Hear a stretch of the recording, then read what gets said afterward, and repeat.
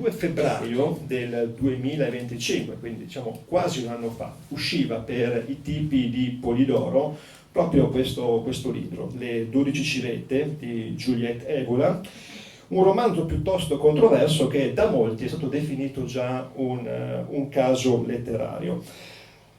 Questo thriller esoterico è ambientato nelle Dolomiti, più precisamente ad Agordo, e poi insomma torneremo su questo aspetto nel corso di questa serata, e di fatto racconta la storia di un complottista Novax che si innamora di una ragazza conosciuta online e precipita poi in una spirale di congiure, paranoie, esoterismo che presto affronteremo con i nostri ospiti.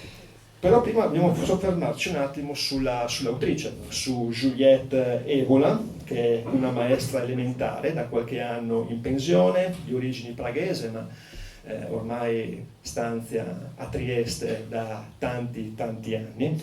Io personalmente ho avuto la fortuna e il privilegio di intervistarla nel settembre del 2024, quindi diciamo alcuni mesi prima dell'uscita del romanzo. Il mio caso invece l'intervista fu telefonica perché lei non volle fare un incontro, lei non ama incontrare giornalisti, incontrare persone del mondo dei mass media, e quindi questo un po' ha caratterizzato anche il mistero che si è sviluppato intorno alla sua figura, tant'è vero che qualcuno addirittura pensa che Juliette Evola sia un nom de plume, che questa figura sia un po' misteriosa, esiste o non esiste. Ritiene l'occulto un affare di famiglia, vantando tra i propri ascendenti il fondatore del gruppo di Ur. Vedova del regista e attore ceco Dariusz Kubicek, recentemente scomparso, vive in un appartamento triestino con vista sul Golfo insieme ai suoi 2 gatti, Spinoza e Leibniz. Si proclama femminista pur senza riconoscersi in molte istanze del femminismo contemporaneo, e anche su questo parleremo con i nostri 2 ospiti. Non legge quotidiani, scrive rigorosamente con la sua Triumph-Adler tippa e sostiene di avere un rapporto controverso con la tecnologia e i nuovi mezzi di informazione.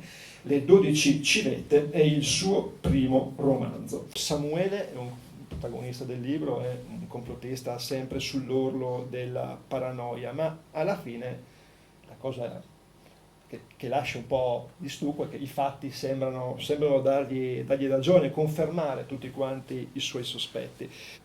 La filosofia in questo caso come ci può aiutare? Nel senso, il confine tra aderenza al vero e delirio paranoico qual è? Perché ha ragione Nietzsche, lui diceva, no? Non esistono fatti, solo interpretazioni, oppure il ragionamento è più complesso? Professor Cantone. Intanto grazie a tutti voi che siete qui questa sera, grazie al comune di Cervignano, alla biblioteca, grazie anche al mio amico Piero che mi ha segnalato per primo questo testo, Le 12 civette. Mi ha detto: guarda che è un testo che potrebbe interessarti. Io dicevo: ma sai, ormai io leggo pochi romanzi, sono più per la saggistica, e invece devo dire che ho capito perché ha scelto proprio 2 filosofi per poter discutere di questo testo, perché è un testo che ha a che fare con le domande, no? Ha a che fare con le domande come un po' la filosofia, un po' meno con le risposte, come forse vedremo dopo. La scelta di citare Nietzsche in esergo di questo incontro è interessante, perché anche Nietzsche si potrebbe chiedere dov'è che comincia la sua aderenza alla verità e dove comincia il suo delirio paranoide, perché sappiamo che Nietzsche è finito abbracciando un cavallo in piazza Carlo Alberto a Torino, quindi essenzialmente ha avuto questa traiettoria, no? Ma quindi in questo primo intervento mi limiterò semplicemente a 2 piccole sottolineature che sono anche un po' parte del mio lavoro. La prima, visto che parliamo di Nietzsche, la frase esistono solo interpretazioni, non esistono fatti, esistono solo interpretazioni, spesso viene considerata come un manifesto della postmodernità, del fatto che c'è la fine della verità, che effettivamente non si può più affermare niente di vero sul mondo che ci circonda. Ecco, io credo che questa non sia l'unica interpretazione possibile di questa frase di Nietzsche, forse nemmeno la più corretta. Secondo me quello che aveva in mente Nietzsche è una cosa che oggi mi pare sia una banalità, e forse ai tempi di Nietzsche non lo era, ovvero che il nostro rapporto con i fatti, la nostra via d'accesso ai fatti è sempre mediata. Sempre di più stiamo perdendo la possibilità di accedere direttamente ai fatti. Quindi in qualche modo i fatti vengono sempre mostrati attraverso un tramite, e questo tramite nelle società contemporanea, che attraverso una medializzazione sempre più spinta, ecco, questo tramite spesso diventa il fatto stesso, no? Quindi in qualche modo lo sta quasi dissanguando, si sta nutrendo della realtà del fatto per diventare a sua volta il fatto a cui noi accediamo. E forse in questo senso la frase di Nietzsche è un po' meno banale e anche in qualche modo mantiene una sua attualità. E proprio anche per mettere un po' alla prova quello che ho appena detto, io appunto mi occupo di filosofia del linguaggio, e la filosofia del linguaggio si occupa un po' del significato delle parole. E quindi tu, se posso darti del tuo, prima nella presentazione hai cominciato dicendo non si sa bene nemmeno se Juliette Evola esiste, no? C'è questa idea di esistenza, io l'ho sentita, ho detto, quindi insomma mi faccio fede della tua testimonianza, almeno in voce l'hai sentita, e perché di fatto la parola esistere può avere più di un significato. Anche qui non c'è un significato stretto e diretto della parola esistere. Se noi abbiamo un approccio da filosofi empiristi, che sono gli amici di Andrea, esistere è ciò che noi riusciamo a cogliere attraverso i nostri sensi. Esiste tutto ciò che io riesco a cogliere attraverso i miei sensi, quindi ciò che vedo, ciò che tocco, ciò che sento, in qualche modo io ne posso fare esperienza, esiste ciò di cui posso fare esperienza. In questo senso, per esempio, quando noi eravamo bambini, una delle più grandi delusioni a cui andavamo incontro è quando i nostri genitori, a un'età che variava, diciamo, fra i 3 e i 34 anni, ci dicevano che Babbo Natale non esiste, no? È un trauma che per tutti noi ha richiesto un'ampia elaborazione personale. E quindi poi questo, diciamo così, crollo dell'immaginario infantile su una triste realtà in cui i nostri genitori compravano i regali nei negozi invece di arrivare per il cammino, eccetera, era una fine dell'infanzia, fondamentalmente uno dei momenti della fine dell'infanzia. Però potremmo chiederci, ma veramente Babbo Natale non esiste? Cioè non è che la vera menzogna sia stata raccontata a noi quando ci hanno detto che Babbo Natale non esiste? Perché c'è un altro significato della parola esistere, che invece sono i tuoi non tanto amici idealisti che ce l'hanno, che è l'idea che esistere significa avere effetti sulla realtà. Avere effetti, cioè ciò che ha effetto sulla realtà esiste. Come faccio a sapere se una cosa esiste? Beh, perché ha degli effetti sulla realtà, mi colpisce, mi tocca, produce degli effetti. E beh, ragazzi, mi dispiace deludervi, ma in questo senso Babbo Natale esiste più di tutti noi qui messi insieme e di gran lunga, perché gli effetti sulla realtà che Babbo Natale ha a livello di cinema, di commercio, di pubblicità, di immaginario, eccetera, sono potentissimi. Nessuno di noi potrà mai nemmeno pensare di poter esistere quanto Babbo Natale nella sua vita. Nemmeno se vivessimo 10.000 anni riusciremo a esistere quanto Babbo Natale. E quindi direi che forse noi potremmo usare questa frase iniziale di Nietzsche per cominciare a pensare a questo romanzo e all'esistenza di Juliette Evola in questo senso. Grazie. Innanzitutto ringrazio anch'io il Comune e tutti per l'invito, e anch'io ringrazio per aver avuto l'occasione di leggere questo romanzo di cui avevo già sentito parlare, appunto perché ormai è un caso, ma che mi ero rifiutato di leggere, a differenza appunto di Damiano, perché il cognome Evola, a uno storico della filosofia come il sottoscritto, evoca appunto cose altamente spiacevoli, per cui ero stato molto alla larga da questo romanzo. che ho letto appunto per questa occasione, che ringrazio appunto questa occasione di avermi dato la possibilità di leggere, perché è un romanzo interessantissimo, in cui appunto ho trovato tutto quello per cui non leggo l'eventuale parente di questa signora, ma che in qualche modo appunto però mi permette anche di riflettere a riguardo, ovvero io mi concentrerei più sulla questione del complotto, appunto il rapporto tra complotto e filosofia, che è un po' l'altra parte della domanda, e userei sempre Nietzsche, nel senso che è vero che Nietzsche ha detto non esistono fatti ma solo interpretazioni, l'ha detto peraltro in un momento molto specifico della sua opera e in un contesto molto specifico che andrebbe determinato e chiarito, ma Nietzsche è anche il primo che ci pone una domanda molto interessante che ha a che fare col complotto, che è: chi ha bisogno di credere che dietro la realtà se ne nasconda un'altra? Chi è che ha bisogno appunto costantemente di dubitare della realtà che vive? Nietzsche se lo chiede in tutte le sue opere, dalla Nascita della tragedia fino a Zarathustra. E la risposta che Nietzsche dà sempre, in modo sempre più chiaro, peraltro, man mano che cresce come filosofo, come pensatore, e anche forse un po' come matto, da alcuni punti di vista, chi ha paura della realtà, appunto, in cui vive, chi è fondamentalmente qualcuno che non vuole vivere nella realtà in cui si trova, cioè qualcuno che è impaurito. È la paura che determina il bisogno di credere che la realtà in cui si è non è sufficiente, che c'è bisogno appunto di immaginarne una dietro, una dopo. Nello Zarathustra Nietzsche dice una caverna dietro la caverna, e dietro quest'ulteriore caverna un'altra ancora, appunto per scappare da cosa? Dal proprio presente. Per cui Nietzsche stesso, appunto, il primo che ci dice appunto che bisogna stare nell'unica realtà in cui ci troviamo, e che le scappatoie, una realtà che sta dietro, è in realtà una voce della paura, non è mai la voce della vita, del presente o del coraggio. Per cui diciamo che appunto, questo a favore di Nietzsche, Nietzsche è l'anticomplottista per eccellenza. Il complottista lui lo chiama appunto la figura del prete, di qualcuno che deve pensare a un al di là perché non può stare qui.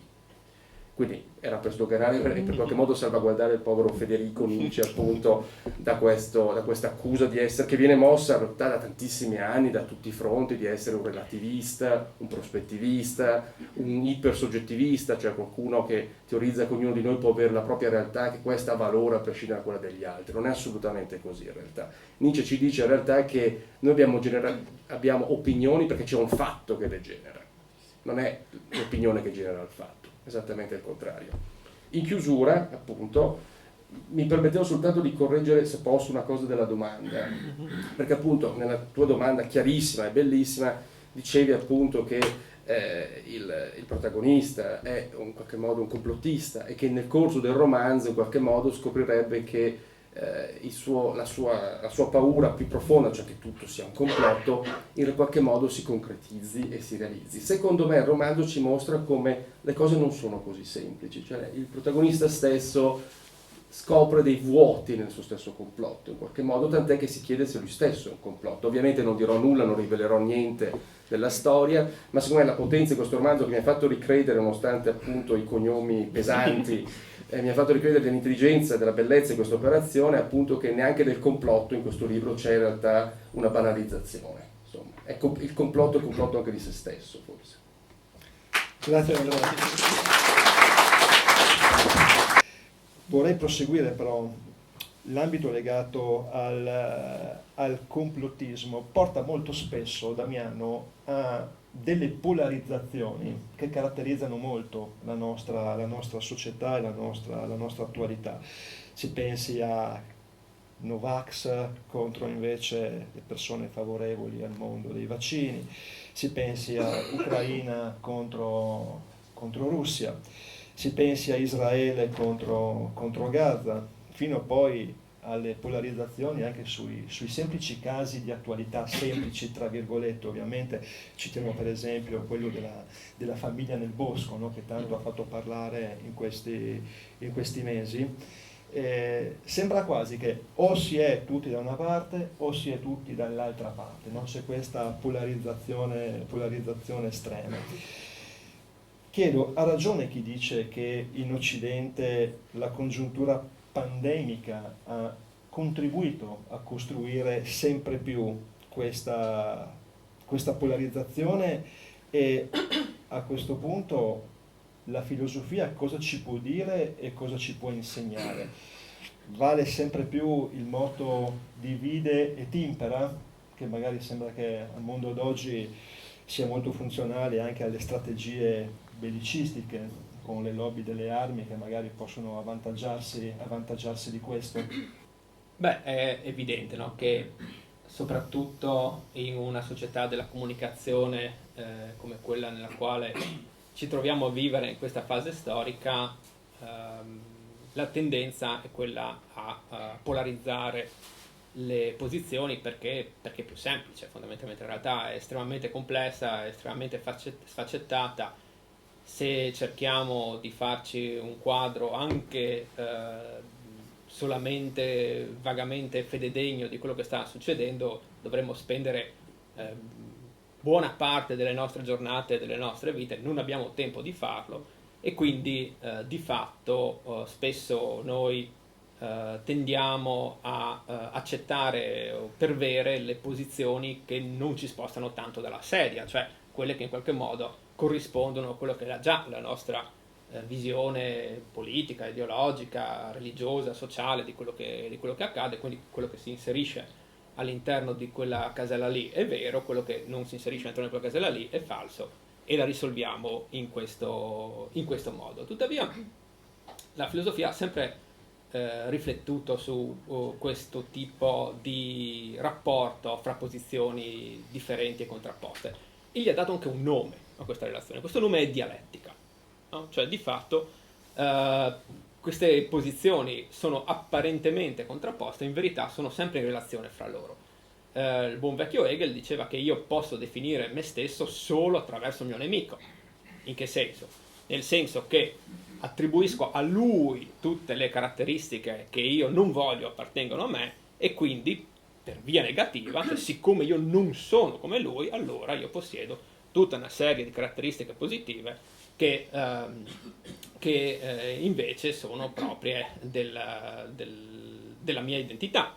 Ma la mia identità non esiste prima, cioè esiste solo perché io sono prima andato a trovare nell'altro dei comportamenti, delle caratteristiche che sono stigmatizzabili, e quindi per contraltare le mie sono quelle buone. Pensate, non so, il modo in cui viene presentato per esempio il mondo dell'Islam rispetto alla nostra religione, la scarsa libertà delle donne, la mancanza di una distinzione fra un potere politico ed uno religioso, il maschilismo imperante all'interno di queste religioni, eccetera. Quindi a questo punto io posso dire ok, la mia cultura invece, no? E in questo invece in qualche modo io comincio a polarizzare le cose, quindi ogni cosa che succede io la porto su una polarità o sull'altra, ma questa stessa polarità è di fatto una mia proiezione per via negativa, quindi di fatto c'è una reazione dialettica fra le due cose. In generale, secondo me, non c'è un complotto per il quale appunto divide e timpera, diventa in qualche modo una scelta imposta alla società dall'alto, da qualche luogo occulto che decide che divisi funzioniamo meglio, produciamo di più e conveniamo come consumatori. Penso, riprendo il vecchio punto Federico di poco prima, che in qualche modo divide e timpera è una reazione che abbiamo di fronte a una complessità di tipo impaurito. È più facile banalizzare, è più facile in qualche modo parlare di bianco o nero, è più facile in qualche modo opporsi e quindi determinarsi in base all'opposizione, perché nel momento in cui io dico io non sono te e non voglio essere te, finalmente capisco forse, o quantomeno immagino che cosa voglio o posso essere io. E peraltro questo però il problema grave è che per mancanza di coraggio e di lungimiranza di chi però dirige anche il piano politico, educativo, questo divide e timpera, che ripeto secondo me è evidentemente un'attitudine dello spirito quasi, una paura verso il presente, si sta traducendo in un attacco costante e continuo dei luoghi in cui in realtà la complessità poteva venire vista e tenuta come tale, cioè le scuole, le università, i luoghi culturali in qualche modo. Il grande dramma è che appunto la paura sta prendendo piede nella cultura italiana e non solo ovviamente, e che quindi l'educazione viene sempre più predisposta su linee che chiedono appunto contrapposizioni, semplificazioni, banalizzazioni, e non è un caso che la disciplina che per eccellenza ha costantemente dimostrato che il divide e timpera è in qualche modo una fesseria, ovvero sia qualcosa di imposto, non di reale, cioè la filosofia, è sparita appunto, sparisce sempre di più e sempre più il ritiro, diciamo, dai grandi luoghi di dibattito, di educazione. La buona filosofia, che non è quella di Evola Antenato, che lui invece era ossessionato dal divide et impera, dall'originario archetipico vero che va difeso contro gli attacchi di chi lo vuole far decadere, eccetera, eccetera, la plutocrazia che desiderano far uccidere lo spirito dell'Occidente, sapeva solo lui cosa fosse lo spirito dell'Occidente ovviamente, e cavalcare la tigre, cioè dominare chi ci vuole dominare. A parte questa cattivissima filosofia, la buona filosofia, che è la filosofia del canone, da Platone in avanti, è un continuo e costante, in qualche modo, tentativo di dimostrare come tutto è costantemente interconnesso. Il bene in Platone, che è una idea, la regina delle idee, non è un'idea contenutistica, cioè non è un'idea di qualcosa, ma il fatto che la realtà si tenga insieme e che tutti gli aspetti della realtà siano insieme. Il filosofo deve contemplare questa cosa. Hegel stesso, col concetto di dialettica, appunto ci dice che io sono io grazie al mio nemico, quindi io devo stare insieme nel movimento non solo del concetto ma anche della vita con chi non è me. Non devo stare lontano per determinarmi, io mi determino solo da vicino con chi non è me. E tutta la filosofia anche successiva, ripeto, dimostra questo, ma anche in qualche modo studi seri sulla psicologia o sulla filosofia appunto della mente dimostrano che la distinzione mente-corpo è a posteriori, ci viene applicata dopo per spiegare qualcosa e non riusciamo ad afferrare fino in fondo. Cioè fondamentalmente, in qualche modo, se si pensa criticamente, si fa filosofia, si abita la complessità, non si scappa dalla complessità. Siamo invece appunto, secondo me, in un momento in cui la complessità fa paura, appunto per ovvie anche ragioni istintive, naturali, appunto, non abbiamo il tempo di capire sempre tutto e siamo anche in un mondo molto velocizzato dalla comunicazione reciproca in cui le posizioni vanno prese. Secondo me però stiamo prendendo posizioni molto in fretta, per lo più dettate appunto da una banalizzazione e da una forma di impaurimento, quando dovremmo invece abitare la complessità e anche assumerci il rischio appunto di scoprirci estremamente mescolati appunto con qualcosa che non capiamo, che non dobbiamo capire costantemente per poter in qualche modo viverlo.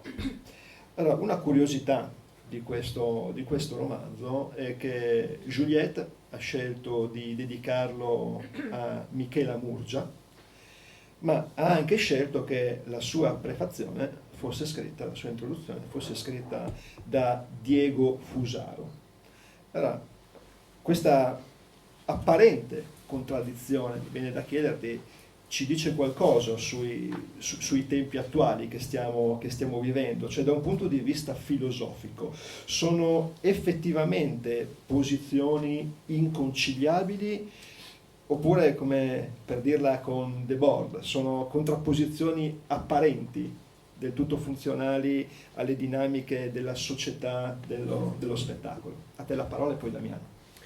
Bene, qui mi tocca di nuovo essere estremamente noioso e appunto da storico quale sono, perché per rispondere a questa domanda faccio un piccolo, secondo me, aggiustamento di appunto Diego Fusaro ha scritto la prefazione, quindi un atto volontario appunto, mentre Michela Murgia ha subito la dedica appunto di Giulietta Evola, non ha potuto neanche, come sapete, ribadire, rispondere, per cui terrei un livello appunto di distinzione, non metterei sullo stesso piano una prefazione e una dedica, se non appunto dicendo che queste due posizioni possono essere apparentemente contraddittorie solo appunto nella testa di un'evoliana, nel senso che solamente in qualche modo, secondo me, appunto solamente in qualcuno che ha un'idea un po' confusa sul fatto che la realtà esista e che ci siano delle distinzioni può pensare che Michela Murgia e un certo tipo di femminismo possa essere equiparato a un certo tipo appunto di analisi filosofica. Secondo me le due cose sono distanti, quindi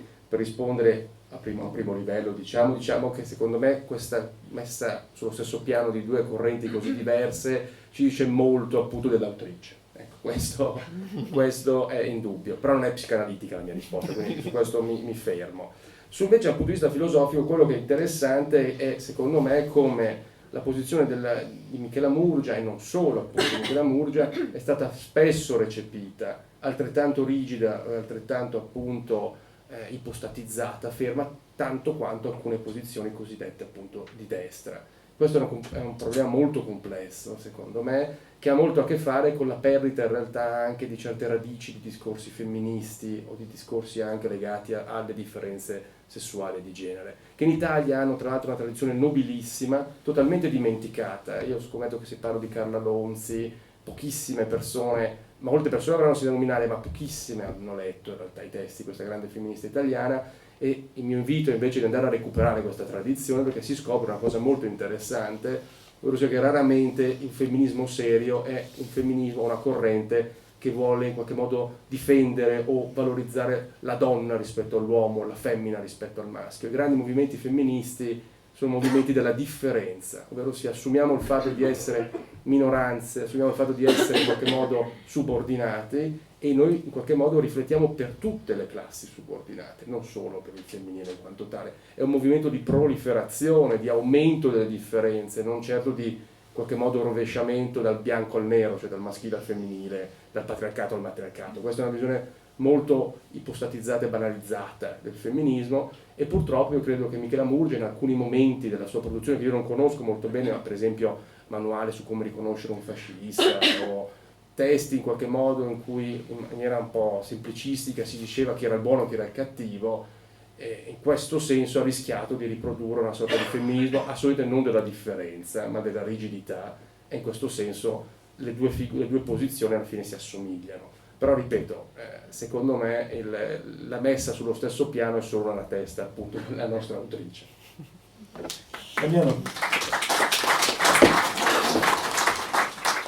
Ok, sono anch'io d'accordo con Andrea, ma così, visto che siamo anche in una situazione di finzione, finzionale, poiché questo testo è a vari livelli un'opera di finzione, prenderei anche sul serio il suggerimento che tu hai posto nella tua stessa domanda, no? Ovvero questo riferimento a Guy Debord, no? E quindi l'idea di una società dello spettacolo.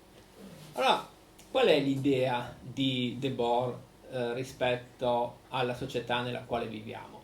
La società nella quale viviamo, che per Debord è una società di capitalismo avanzato, è una società in cui il sistema capitalistico organizza la realtà sociale principalmente attraverso immagini, no? Quindi è una società in cui abbiamo una proliferazione indiscriminata, inarrestabile, tendente all'infinito delle immagini. Quindi l'idea è che le immagini non sono immagini di qualche cosa, cioè non è che sono lì per rappresentare, mostrare, non hanno in se stesse un messaggio, ma in qualche modo sono una forma di relazione sociale. Quindi la società dello spettacolo per Debord è un po' questa ontologia delle immagini, questa somma di tutte le immagini possibili. La società dello spettacolo non è appunto una società che è fatta di immagini, quindi in qualche modo finta o derivata o seconda rispetto a una realtà che sarebbe da un'altra parte, ma proprio il fatto che le relazioni sociali reali, le relazioni sociali esistenti fra le persone sono mediate dalle immagini. Allora, anche qui, visto che io ho questo pallino per il Medioevo, vi do solo un dato che mi ha sempre impressionato molto sul tema delle immagini, no? Perché si potrebbe riflettere su cosa è un'immagine, su come funziona, eccetera. Farò proprio una banalissima considerazione di tipo quantitativo. Ora, un essere umano medio che viveva anche in queste zone, diciamo intorno al 1400, tardo medioevo, nella sua vita aveva la possibilità di imbattersi circa in un numero che poteva variare fra 40 e 80 immagini. Immagini significa rappresentazioni che non erano direttamente correlate alla realtà di fronte, quindi affreschi, illustrazioni, eccetera. Tra il 40 e l'80. Un adolescente medio nel 2026 che passa la sua vita sui social, davanti agli schermi, si imbatte in circa 400.000 immagini al giorno. Al giorno. Non in una vita. Ora, solo questo dato, secondo me, dovrebbe farci capire che la realtà con cui abbiamo a che fare non è la stessa. Il mondo in cui viveva l'uomo del Medioevo non è il mondo in cui vivo io. L'immagine non è semplicemente un indice, un riferimento, una rappresentazione, è molto più di questo. E direi che proprio in questo testo, no, delle 12 civette, l'elemento strutturale dell'immagine è potentissimo. La prima parte del romanzo è un dialogo immaginario, ma immaginario perché? Perché avviene online fra due persone che non si conoscono in carne ed ossa, ma la loro relazione è sempre mediata dall'immagine, no? È sempre mediata dall'immagine. Quindi di fatto l'immagine non è in relazione con la realtà, si è incistata, si è instillata nella realtà e ne è diventata, a mio parere, la cifra. Grazie Daniele. Andrea, proseguiamo con te perché adesso tocchiamo un tema che tu hai già acceso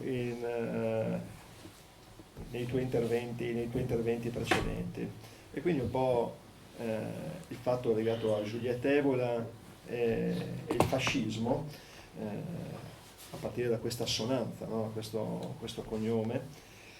Ma quello che vorrei invece chiedere a te, molto spesso ormai nella società odierna si tende a parlare di rigurgiti fascisti, ma quando oggi si usa la parola fascista, secondo te la si usa semplicemente perché vuole essere uno stratagemma retorico per depotenziare un po' l'avversario, oppure perché realmente c'è il sentore reale che si possa tornare a un periodo, quello della seconda guerra mondiale, e quindi alla perdita dei diritti liberali e democratici che sono stati conquistati in questo secolo. Ecco, da filosofo come vedi questa cosa? Dunque, secondo me è stata per molto tempo, troppo tempo, soprattutto nel dibattito degli ultimi 20 anni, un espediente retorico, soprattutto una certa parte, una certa anche parte della cultura, che in realtà intendeva assolutamente indicare l'ignoranza del proprio interlocutore. Nel momento in cui tendenzialmente si diceva appunto in realtà tu sei un fascista, non solo si diceva ovviamente sei dal lato sbagliato delle cose, ma sei anche tendenzialmente in qualche modo ignorante rispetto a certi aspetti, non conosci la storia, non conosci quello che è accaduto, non conosci in qualche modo gli effetti che certe cose possono avere. Insomma è diventata in qualche modo una parola che serviva per additare non soltanto qualcuno che era già dalla parte sbagliata, ma soprattutto qualcuno che si voleva in qualche modo abbassare dal punto di vista culturale. Il problema è che facendo così si giocava su un terreno molto scivoloso, che è appunto quello della storia e della conoscenza e della cultura, che è un terreno che per natura scorre molto velocemente, la storia si allontana sempre, le testimonianze svaniscono, la partecipazione emotiva in qualche modo e consapevole a quello che è accaduto svanisce nel tempo per natura, nel senso che si allontana sempre di più. E a furia di utilizzare appunto questa parola che in qualche modo, ripeto, secondo me aveva un doppio movimento costante, quello di in qualche modo dire subito che l'altro era il nemico, e era nemico anche perché è ignorante di certe cose, di molti aspetti, la parola si è completamente svuotata di senso.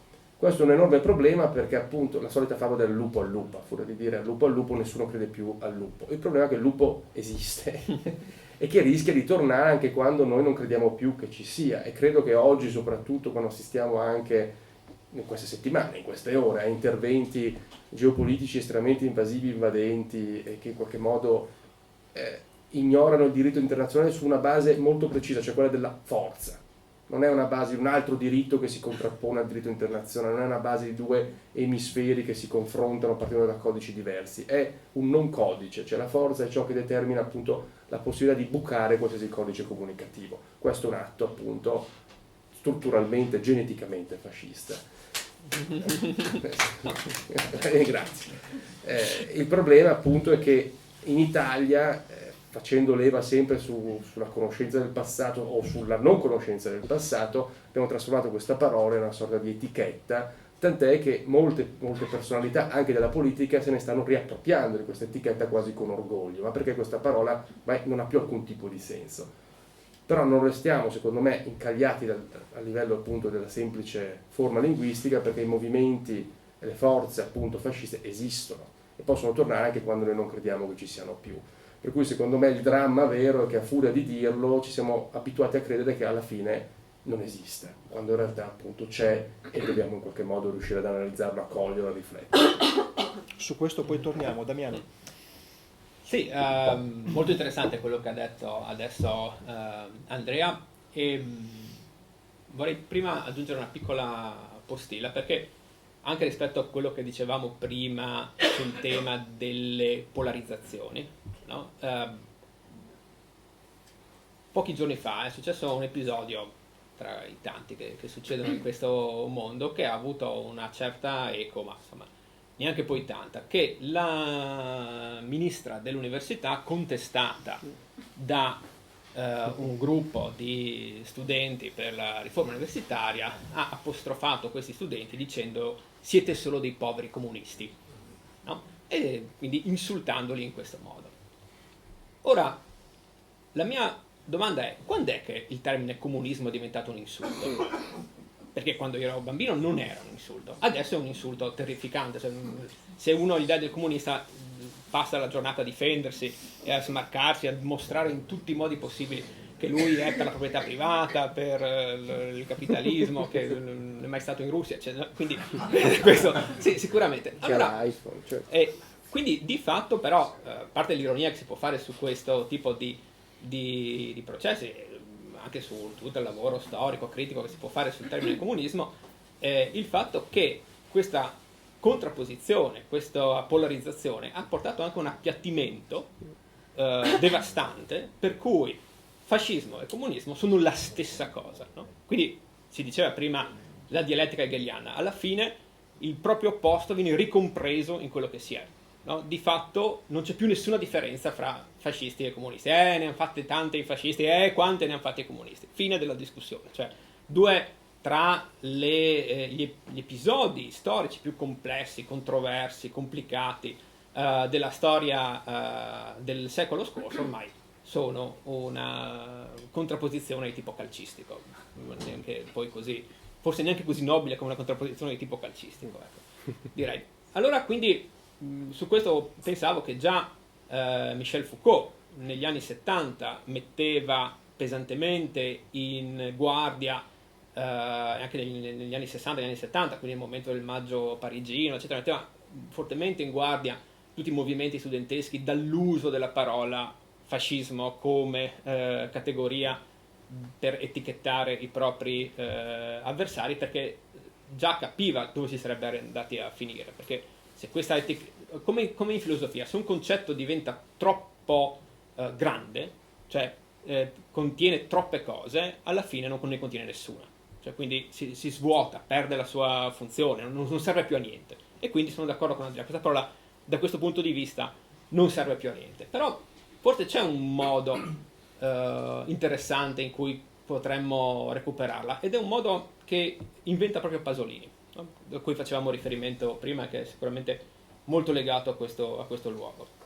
Pasolini, in un testo contenuto nella sua raccolta di saggi Lettere luterane, scrive un piccolo trattattello. Questo trattattello si chiama Gennariello, è un trattato di pedagogia molto breve. In uno dei primi capitoli di questo trattato, uno dei primi capitoli si intitola La prima lezione me l'hanno data le cose. Cioè, cosa sta dicendo? Lui sta dicendo che le cose che ci circondano hanno un discorso, possiedono un discorso, cioè ci dicono quello che siamo. Lui dice, per esempio, la tenda della finestra di casa mia mi diceva che io ero nato in un ambiente piccolo borghese. E lui dice, ecco, questo discorso è un discorso, il discorso delle cose, il discorso degli oggetti, è un discorso fascista. Perché fascista? Perché è incontrovertibile, perché non ammette dialettica, perché non ammette che nessuno possa entrare in dialogo con lui, perché, tornando a Nietzsche, non ammette interpretazioni. Cioè, il discorso delle cose, gli oggetti che mi definiscono il mio stato sociale, definiscono la mia condizione, definiscono il mio ruolo all'interno della società, definiscono il fatto che noi stiamo da questa parte della scrivania e loro stanno dall'altra parte. Ecco, quello è un discorso fascista. E io credo che recuperare questo significato del termine fascismo oggi, in una società in cui i mandati sociali, economici, oggettuali in cui noi siamo immersi sono sempre più forti e sempre più profondi, ecco, questo sia un senso veramente fecondo della parola. Closer to the golden dawn, immersed in crowded uniform of imagery.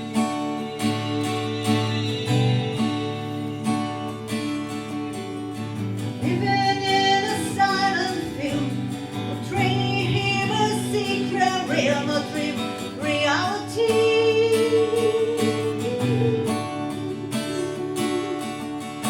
I'm frightened by the total goal.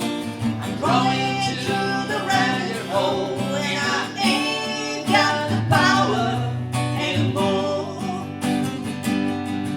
No, I ain't got the power anymore.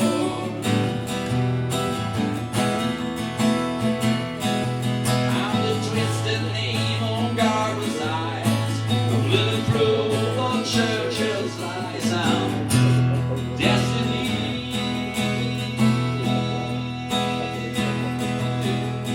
Torn between the light and dark, when others see the conquered, divine symmetry.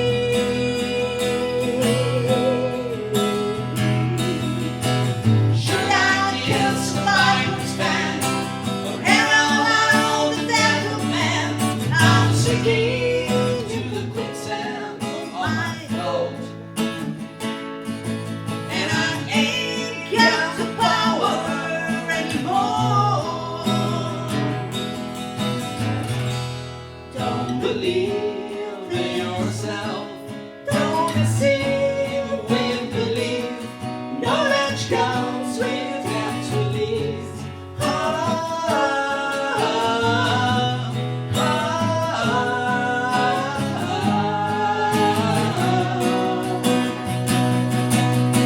I'm not a prophet or a Stone Age man, just a multiple potential of a Superman. I'm living on.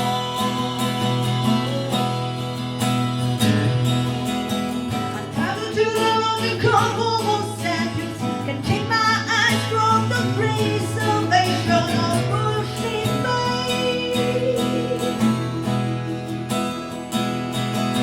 If I don't explain what you have to know, you can tell me all about it on the next bundle. I'm sinking in the quicksand of my thoughts,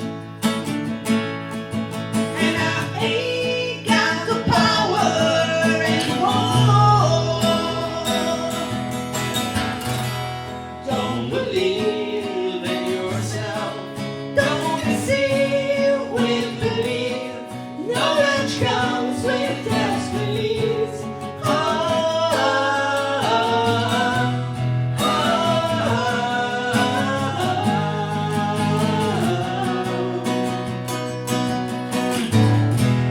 Don't believe in yourself. Don't deceive with belief. Knowledge comes with death release.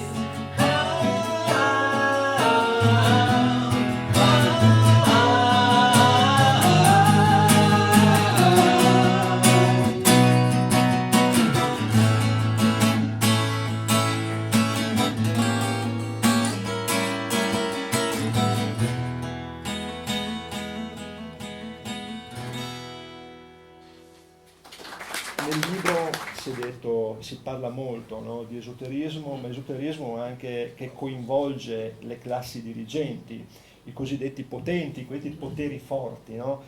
Ma davvero esiste un mondo in cui nella stanza dei bottoni ci sono i Rothschild, gli Illuminati, piuttosto che qualche pedofilo satanista, no, alla Epstein? Allora, questo mondo è un mondo solamente di narrazione oppure è un mondo che ha molta vicinanza alla realtà? Damiano. Vabbè, ovviamente sì, se sapessi questa risposta probabilmente non sarei qui in questo momento, però io credo che una buona indicazione l'abbiamo appena ricevuta dalla canzone che abbiamo sentito. Questo è stato ha acceso un relay in me. Io nella mia vita mi sono occupato seriamente di un solo filosofo, che è David Bowie, fondamentalmente. No. E questa canzone si chiama Quicksand ed è raccolta in un album che si chiama Hunky Dory, dove David Bowie, fra l'altro, si presenta in una delle sue più clamorose personificazioni, fin dalla copertina, dove lui impersona Lorraine Bacall, questa copertina. E in questa canzone, come avete potuto ascoltare, c'è una zuppa, diciamo, di stereotipi dell'occultismo tardo ottocentesco, inizio novecento inglese, riferimenti a Sir Aleister Crowley, che è forse uno dei personaggi più ambigui e interessanti della storia dell'Inghilterra tardo imperialista, e riferimento alla Golden Dawn, no, questa società segreta inglese in cui appunto sembra facessero parte personaggi estremamente altolocati, e il clamoroso ritornello cantato come fosse un girotondo, che ha un testo devastante, no? Cioè non credere in te stesso, no? Don't deceive with belief, che si potrebbe tradurre con non cercare di ingannare con qualche tipo di credo, no? La conoscenza verrà con la liberazione della morte. Questo è il ritornello di questa canzone, che la gente fischietta per strada. Non è esattamente una cosa così da quindi ovviamente certamente c'è tutto l'aspetto per cui l'esoterismo vende, no? Quindi attrae l'occulto, il mistero, la paragnosia, cioè la possibilità di conoscere delle cose in modi non proprio identici, cioè, canonici, ecco. E questo ha un aspetto sicuramente commerciale che a mio parere è anche molto presente nel testo di Evola, no? Sulle 12 civette, appunto, sulle 12 civette che appunto sono una associazione culturale che forse è qualcosa di più, come si scopriamo nel romanzo, e quindi essenzialmente dal punto di vista della narrazione, essendo questo un testo di detection di fatto, no? Cioè un'indagine seppur condotta in prima persona, gli elementi misterici e occulti portano a immedesimarsi molto di più nel romanzo e quindi solleticano un po' questo nostro aspetto. Però mi sembra che la tua domanda cercasse di stabilire se c'è una implicazione ulteriore, no? Cioè effettivamente se intorno a questi elementi, che sono evidentemente folcloristici, ci possa essere invece una sorta di convergenza di interessi che folcloristici non sono molto concreti e molto brutali. Su questo io ho due risposte del tutto personali. La prima è che così anche posso un po' esplicitare qual è la mia posizione rispetto al complottismo in generale. Io euristicamente, non perché lo sappia, ma non credo ai complotti, mai. Cioè, sono totalmente anticomplottista. Perché? Non perché credo che non possano esistere, ma perché non credo che la gente sia così in gamba, così intelligente da poter gestire dei complotti a livello... Cioè, io non ce la farei, forse perché sono pigro, eccetera, ma lascerei sicuramente qualcosa per strada. Quindi non credo che sia così straordinariamente machiavellica da riuscire a creare un complotto. Quindi mediamente, se la spiegazione è un complotto, c'è un'altra spiegazione di solito. Io ho questa euristica, no? Questa spiegazione non è quella vera, ce n'è un'altra. E dopodiché l'altro però tema interessante è un tema che ha a che fare, secondo me, con la trasgressione. Cioè, cosa intendo? Intendo che Questa è un'idea che ho preso da un filosofo sloveno vivente molto interessante, si chiama Slavoj Žižek, che vive a Lubiana. La sua idea è questa: lui dice, di fatto il sistema capitalistico nel quale noi viviamo non si è limitato semplicemente a proporre un modello di mondo, di società valoriale, di uomo, di cosa è giusto fare, cosa è importante fare, quindi per contrapposizione ciò che non va fatto, ciò che va evitato, eccetera. Ma ha proposto anche un sistema di trasgressione, che lui chiama una legge di trasgressione intrinseca. Cioè non ti mostra solo la legge, ma ti mostra anche il modo in cui devi trasgredirla. Cioè quindi ha già previsto dall'inizio questi modi di occultare, celare, che di fatto appaiono così come il parente di Juliette, originari, misterici, da iniziati, eccetera. Invece sono un puro epifenomeno di un sistema capitalista che funziona in questo modo qua, funziona prevedendo e integrando le sue stesse trasgressioni. Grazie Damiano. Andrea. Sì, io sarei curioso di vedere eventualmente, voi che la conoscete, poi mi direte cosa lei colleziona, se colleziona qualcosa, perché secondo me sarebbe interessante vedere La maestra d'asilo che busti ha e che cimeli della seconda guerra mondiale. So già da che parte la seconda guerra mondiale andava, ma però sarei curioso. Detto questo,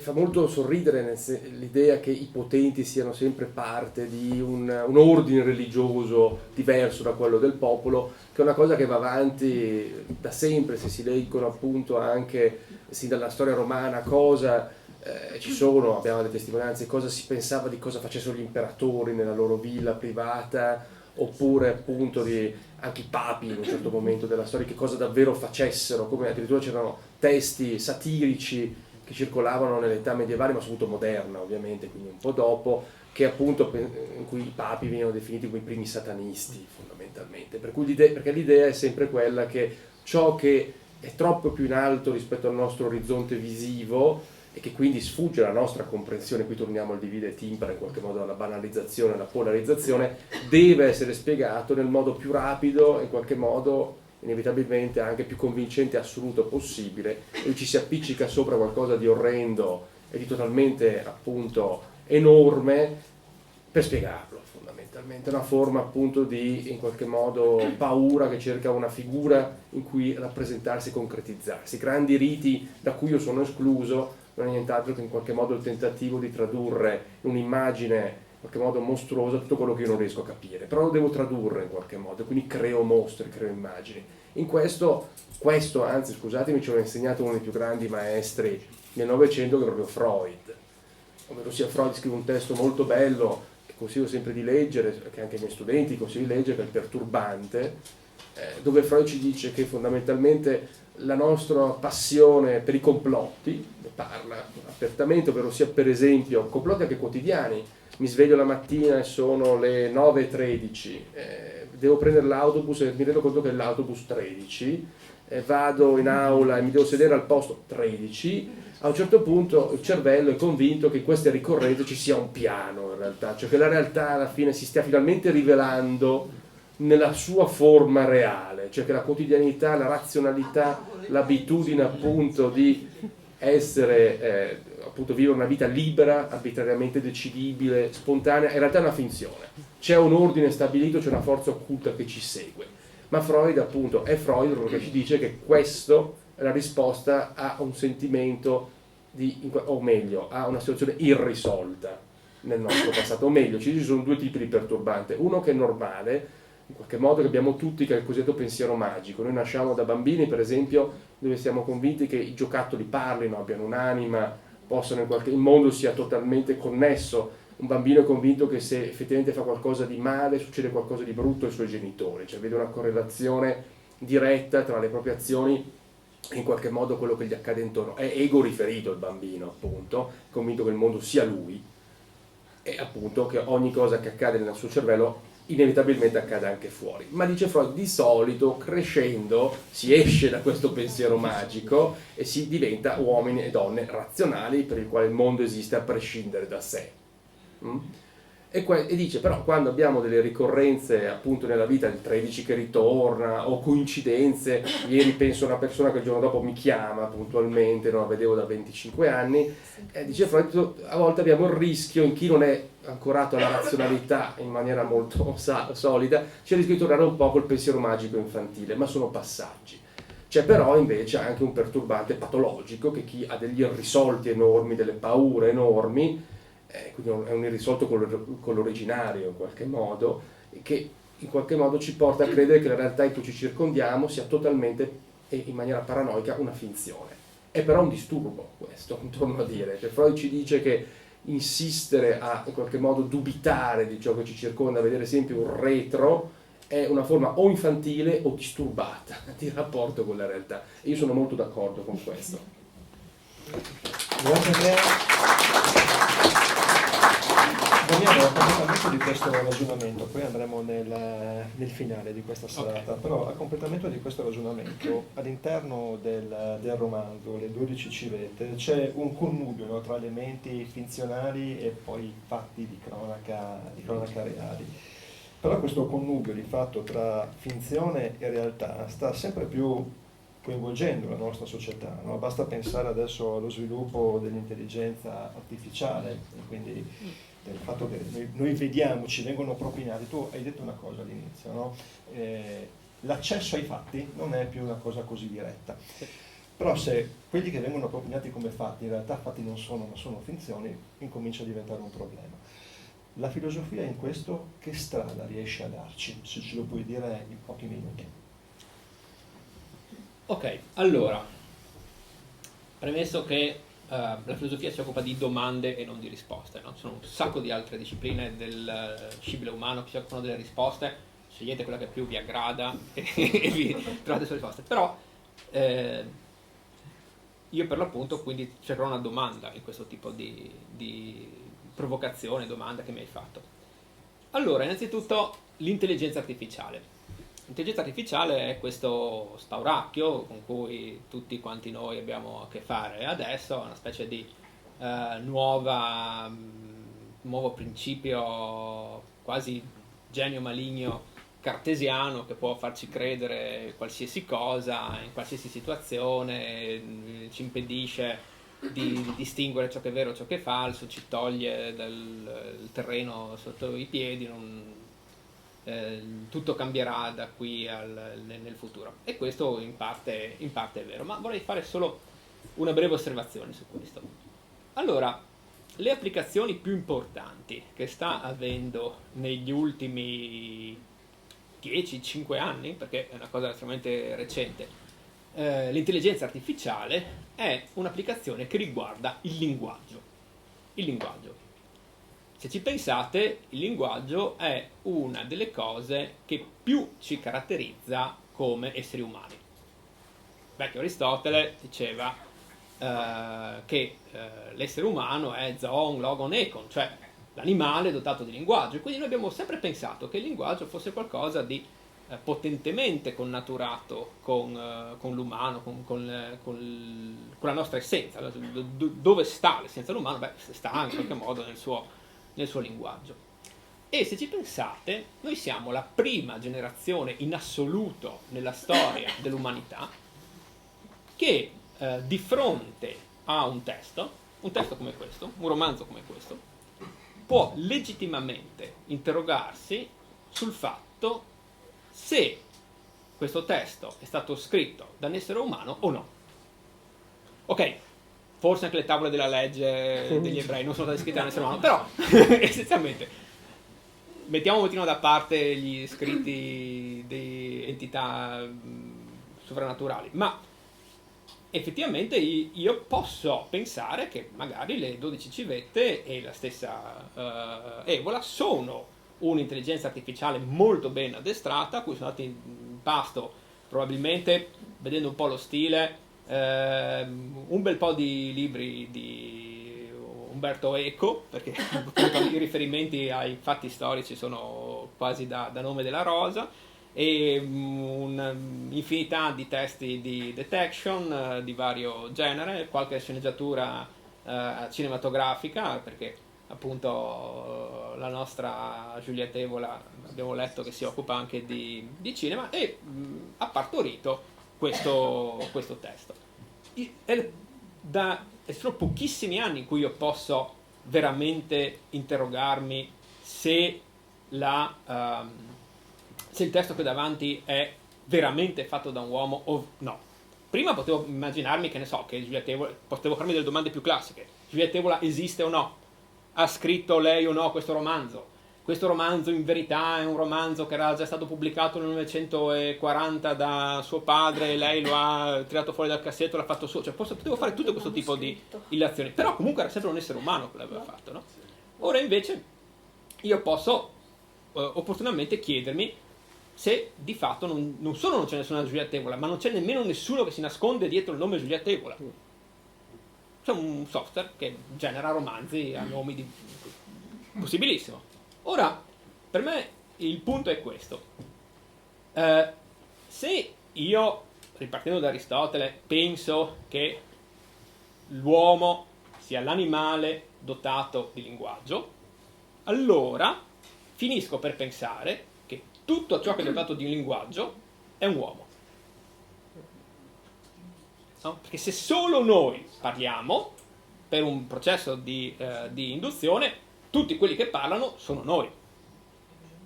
Ed è questo il punto per cui noi finiamo per antropomorfizzare, per entificare l'intelligenza artificiale come fosse dotata di una sua volontà autonoma, come fosse dotata di una sua anima, e quindi questa volontà sarà buona o cattiva, vorrà aiutarci o... E di nuovo si torna al pensiero magico di cui parlava Andrea, ma questo pensiero magico è legato proprio al fatto che noi ci sentiamo spossessati di qualcosa che fino all'altro giorno, fino a pochi anni fa, era solo, assolutamente ed esclusivamente nostro. Quindi per me le antropomorfizzazioni dell'intelligenza artificiale derivano proprio da questo, che per la prima volta fa qualcosa che fino adesso avevamo fatto solo noi. Andrea. Sì, brevemente cerco di rispondere per come posso, dopo questa bellissima risposta da parte di Damiano, a cosa può fare la filosofia.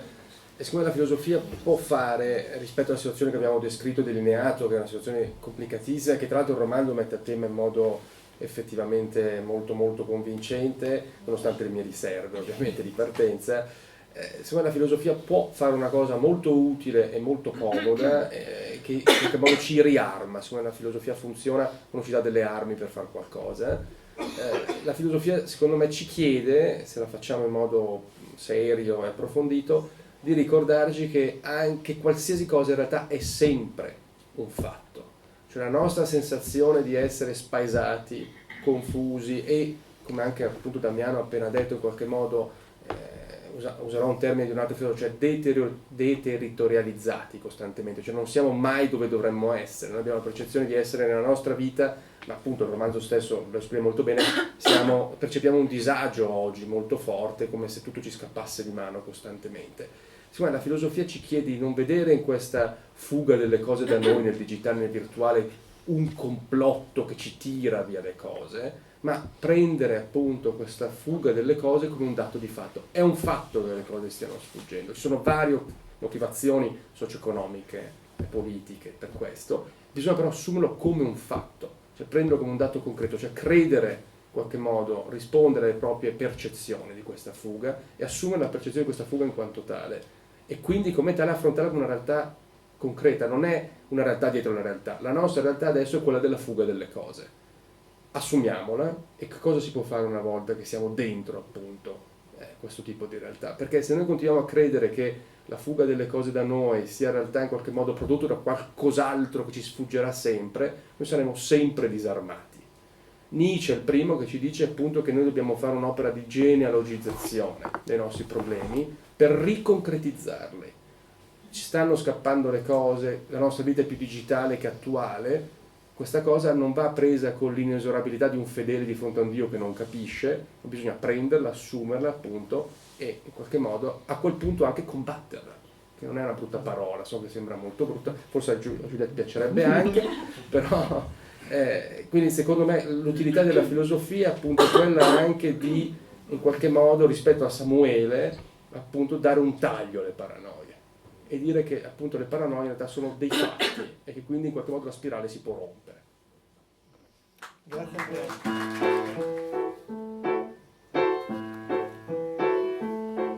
Show me the way to the next whiskey bar. Oh, don't ask why. Oh, don't ask why. Show me the way to the next whiskey bar.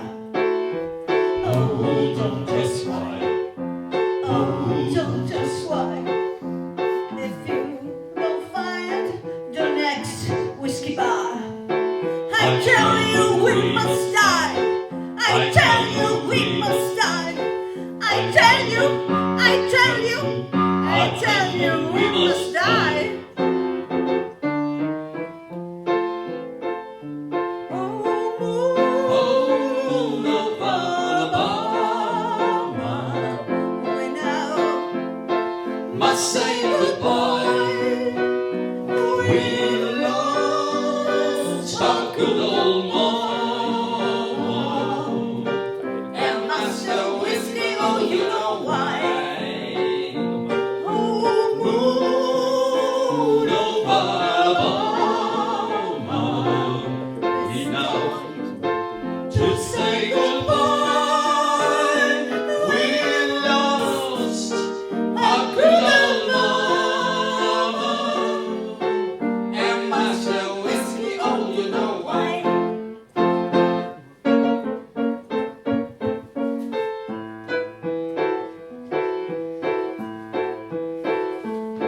Well, show me the way to the next little girl. Oh, don't just why. Oh, don't just why. Show me the way to the next little girl. Oh, don't just why. Oh, don't just why. For if we don't find the way to the next little girl, I tell you we must die. I tell you we must die.